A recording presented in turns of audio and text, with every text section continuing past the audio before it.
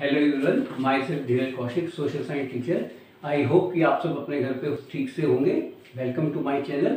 आज हम लोग जो हमारा लेसन चल रहा है डेवलपमेंट, आज हम इसको फिनिश कर देंगे, ठीक है ना। आई होप कि जितनी भी वीडियो मैंने आपको इस लेसन की भेजी हैं वो सब आपने प्लेलिस्ट की हेल्प देके देख लिया होगा। अगर हम इस लेसन को आगे बढ़ाएं तो जैसे मैंने पिछली वीडियो में भी आपसे बहुत सारी बातें की थी। देखिए, एक जो शब्द होता है ना डेवलपमेंट, उसमें हम बहुत सारी चीज़ों को इंडिकेट कर सकते हैं। जैसे 3 स्टेट के नाम मैंने यहाँ पे आपके लिए लिखे हुए हैं, हरियाणा, केरला और बिहार। अगर 3 स्टेट के हम अकॉर्डिंग बात करें या पर कैपिटल इनकम के हम अकॉर्डिंग बात करें तो बहुत सारी चीज़ें हैं जो इनके डिफरेंस को यहाँ पे शो कर सकती हैं। देखिए, केरल को हम कह सकते हैं एक ऐसी स्टेट जहाँ पे इन्फेंट मॉर्टेलिटी रेट आपको बहुत कम मिलेगा, है ना। एजुकेशन का लेवल वहाँ पे मच बेटर है, तो हम ये मान सकते हैं कि जो लोगों की सोच है वो बहुत ब्रॉडर है, ठीक। उसके बाद अगर हम बात करते हैं बिहार के बारे में, बिहार को इंडिया की सबसे गरीब स्टेट में से एक माना जाता है। अभी एक आंकड़ा जो है पार्लियामेंट में जो है दिया गया था, तो उसमें जो है इस चीज़ की गवर्नमेंट ने जानकारी हमको दी थी। हरियाणा को अगर हम देखते हैं पर कैपिटल इनकम के हिसाब से देखें तो ये इन तीनों में नंबर 1 आता है। लेकिन अगर हम बात करते हैं ह्यूमन इंडेक्स के अकॉर्डिंग तो हरियाणा काफ़ी पीछे जो है चला जाता है। अगर हम बॉय चाइल्ड की बात करते हैं, गर्ल चाइल्ड के रेशो की बात करते हैं तो हरियाणा जो है इसमें भी काफ़ी पीछे चला जाता है। तो मेरे हिसाब से ह्यूमन इंडेक्स की अगर हम बात करते हैं तो उसमें जो स्टेट आगे जा रही है वही एक अच्छी स्टेट में मान सकता हूँ। देखिए, पैसा होना ही सब कुछ नहीं होता है, पैसा जीवन के लिए जरूरी है, ठीक है ना, आपकी इकोनॉमिक ग्रोथ के लिए बहुत जरूरी होता है। लेकिन हरियाणा को और पंजाब को भी खास तौर से मैं कहूँगा, वो दोनों जो है, ये दोनों स्टेट जो है यानी हरियाणा और पंजाब आपकी डेवलप स्टेट मानी जाती हैं। लेकिन अगर हम बात करते हैं ह्यूमन इंडेक्स के अकॉर्डिंग तो जो गर्ल चाइल्ड का रेशो है दोनों ही स्टेट में जो है बहुत कम मिलेगा, ठीक है ना। बहुत सारी गर्ल चाइल्ड होती हैं जिनको अबॉर्ट कर दिया जाता है या जन्म लेने से पहले उनको मार दिया जाता है, ठीक है ना, उनको कोई वैल्यू वहाँ पे नहीं दी जाती है, ठीक है।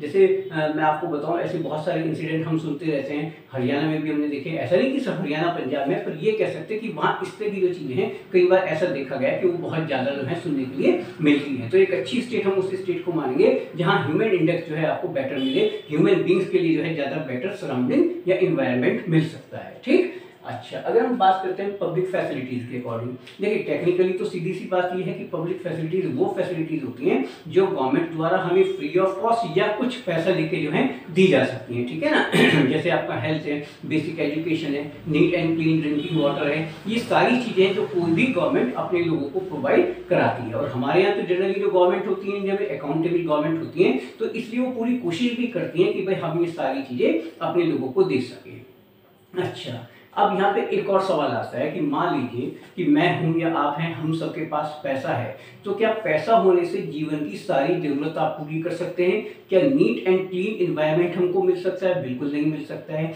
क्या सिर्फ पैसा होने से हम बहुत सारी बीमारियों से मुक्त हो जाते हैं? बिल्कुल नहीं हो सकते हैं, ठीक है ना। तो पैसा होना जरूरी है, लेकिन इससे हमारी लाइफ में क्या सोसाइटी की सिक्योरिटी आपको मिल सकती है कि भाई अगर मान लीजिए मेरे पास बहुत सारा पैसा है तो मैं ये फील कर सकूँ कि भाई अब समाज में मेरे लिए कोई असुरक्षा नहीं है, मैं जहाँ भी जाऊँ, जैसे भी जाऊं, जा सकता हूं, रह सकता हूं, तो ये चीजें पॉसिबल नहीं हो पाती हैं। तो इसका मतलब क्या है कि पैसा ही सब कुछ नहीं होता है, ठीक है ना। अच्छा, जैसे हम लोग यूज करते हैं पर कैपिटा इनकम की बात करते हैं, या अगर हम मान लो एवरेज इनकम की बात करते हैं, तो एवरेज इनकम के ऊपर तो अक्सर आपके एग्जाम में क्वेश्चन भी आता है कि क्या जो एवरेज इनकम है वो एक सही कैलकुलेशन है, क्योंकि बहुत सारी डिस्पैरिटी को छुपा लेता है।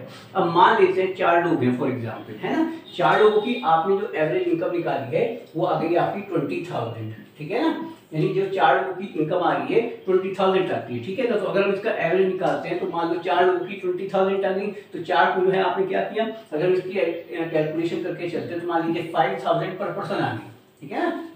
ठीक है, अब इसमें ऐसा हो सकता है कि ये जो 5,000 रुपये पर पर्सन आई, तो दिखने में तो ठीक लगता है कि भाई 5,000 रुपये कमाता है, लेकिन ऐसा हो सकता है कि ये जो 20,000 रुपये हैं इनमें से 12,000 रुपये कोई व्यक्ति अकेला कमा लेता हो, ठीक है ना।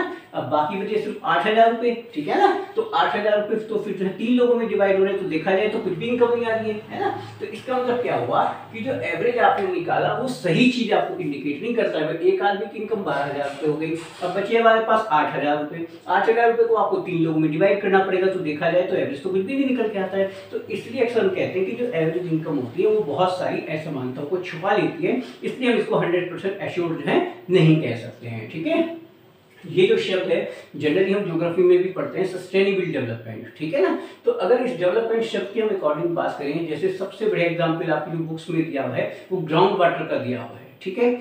हम लोग क्या करते हैं कि मान लीजिए आपने अपने घर में एक समरसेबल लगाया हुआ है, ठीक है, अब जो सबमर्सिबल आपने लगाया हुआ है, जब वो भर जाता है पानी आपके यहाँ टैंक में, इतने में उठ के आप जाते हैं तो 5 से 6 बाल्टी पानी तो ऐसे ही वेस्ट हो जाता है। तो आप ये सोचो कि अगर दिन में 2 बार आपने चलाया, या मान लेते हैं चलो दिन में 1 बार आपने इसको भर दिया, तो कितना पानी हम वेस्ट कर देते हैं। दूसरे एक हमारे यहाँ पे कल्चर क्या है कि अगर आपने किसी को टोक दिया कि भाई साहब ये पानी वेस्ट हो रहा है, तो वो आपको धौं दिखाने लगेंगे, है ना, वही कहने लगेंगे कि भाई बिजली का बिल तो हम ही देते हैं, ठीक है ना। तो ये गलत बात है। जितने भी रिसोर्स हमारे पास है, जैसे इंडिया के मोस्टली हिस्सों की हालत क्या हो चुकी है कि जो पानी का लेवल है वो लगातार नीचे जाता जा रहा है, ठीक है। तो आने वाले टाइम में इट में भी ऐसा हो सकता है कि पानी के लिए हमें लड़ाई करनी पड़े, ठीक है ना। इस मामले में आप मेघालय का एग्जाम्पल लीजिए, मासिनराम का एग्जाम्पल ले सकते हैं कि जहां वर्ल्ड में सबसे ज्यादा बारिश होती है, ठीक है ना, और पीने का पानी वहां पे अवेलेबल नहीं है, क्योंकि हम वहां पर रेन वाटर हार्वेस्टिंग पे काम करते ही नहीं है। तो इसका मतलब ये है कि जितने भी रिसोर्सेज आपके पास हैं, क्या आपके पास उनके लिए कोई प्लानिंग है, ठीक है ना। क्योंकि ये तो प्लानिंग आपको करनी पड़ेगी। अगर आप पानी के लिए प्लानिंग नहीं करेंगे, जैसे पहले तालाब होते थे, कुएं होते थे, ठीक है, अब बारिश हुई तो तालाबों में पानी भर जाता था, अब तो तालाब हमने सब खत्म कर दिए हैं। तो अपने को सेफ जोन में आप कैसे लेके आए, इसके ऊपर तो आपको काम करना पड़ेगा ही। जैसे आपकी बुक में एक और एग्जाम्पल क्रूड ऑयल का दिया हुआ है। ऐसा माना जाता है कि जिस हिसाब से जो है हम ऑयल को यूज कर रहे हैं, तो नेक्स्ट 50 ईयर के बाद जो उसका स्टॉक है वो या तो खत्म हो जाएगा या फिर बहुत कम रह जाएगा। तो उसका क्या ऑप्शन आपके पास है, ठीक है। तो ये सारी चीजें क्या आपकी, यानी एक बात मान के चलें कि अगर कोई एक चीज को आप अप्लाई कर रहे हैं तो उसका ऑल्टरनेट आपके पास होना चाहिए।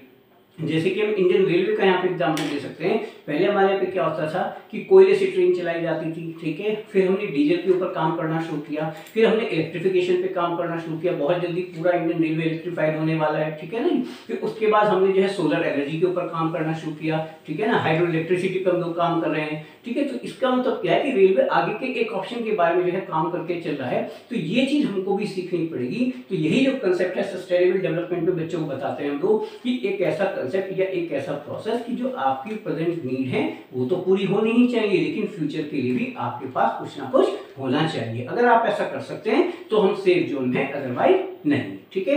इस लेसन में जितनी भी चीजें थी वो सब मैंने आपको बताई। अगर हम एग्जाम के अकॉर्डिंग बात करें, जैसे क्वेश्चन आता है कि व्हाट इज डेवलपमेंट, ठीक है, फिर उसके बाद जनरली 2 फीचर उसके पूछे जाते हैं, क्लियर है आपको बात। फिर उसके बाद जो है डिफरेंट इंडिकेटर या different development goal for the different people, ये चीजें बताई जाती हैं, ठीक है। और जैसे मैंने आपको बताया ये जो यूएनडीपी की जो प्रोग्राम है, अब इसके बारे में हमें बात करनी है आपसे, यूनाइटेड नेशन डेवलपमेंट प्रोग्राम, ये भी मैंने आपको नहीं बताया था। देखो इस प्रोग्राम के अगर हम अकॉर्डिंग बात करें, जनरली जो वर्ल्ड बैंक है वो काम करता है पर कैपिटल इनकम के बिहाफ पे, लेकिन जो यूएनडीपी है वो क्या करता है, पर कैपिटल इनकम को भी लेगा, इसके अलावा आपकी हेल्थ को भी लेगा, आपकी एजुकेशन को भी लेगा, सोसाइटी में आपकी सिक्योरिटी को भी लेता है। यानी एक से ज्यादा इंडिकेटर जो है यूएनडीपी के द्वारा जो है अप्लाई किए जाते हैं। अक्सर यूएनडीपी और वर्ल्ड बैंक द्वारा जो क्राइटेरिया यूज किया जाता है उसके बीच में भी कंपैरिजन आता है। आई थिंक आपको ये सारे पॉइंट बिल्कुल क्लियर होंगे। आप पूरी वीडियो को लास्ट तक देखिएगा। इस लेसन की जितनी वीडियो मैंने आपको भेजी है आप उनको बहुत ध्यान से देखिएगा, डेफिनेटली सारे कंसेप्ट आपको